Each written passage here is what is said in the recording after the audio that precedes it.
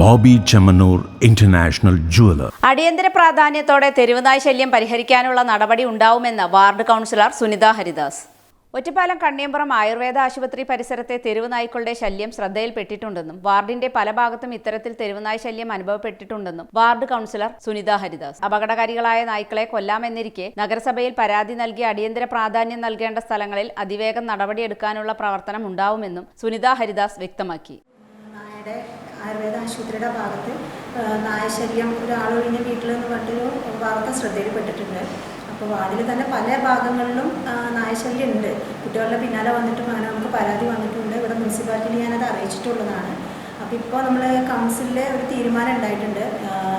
അപകടകാരികളായ നായ്ക്കളെ ഡോക്ടറുടെ അറിവിൽ, അതായത് അവരുടെ സാക്ഷ്യപ്പെടുത്തി കഴിഞ്ഞാൽ അതിനെ കൊല്ലാമെന്നുള്ളത്. അപ്പോൾ അതിന് പ്രയോറിറ്റി നമ്മൾ കൊടുക്കുന്നത് വിദ്യാഭ്യാസ സ്ഥാപനങ്ങൾ, പിന്നെ മറ്റേ റെയിൽവേ സ്റ്റേഷൻ, അതുപോലെ ബസ് സ്റ്റാൻഡ്, അങ്ങനെയുള്ള പരിസരങ്ങൾ, ഇതൊക്കെയാണ് കൂടുതൽ പ്രയോറിറ്റി ആയിട്ട് വന്നിരിക്കുന്നത്. അപ്പോൾ നമുക്കിങ്ങനെ ഒരു അപകടകരമായിട്ടുള്ള രീതിയിലാണ് എന്നുണ്ടെങ്കിൽ നമുക്കത് പരാതി കൊടുത്തിട്ട് അതിനെ കൊല്ലാവുന്ന നടപടികൾ എടുക്കാവുന്നതാണ്.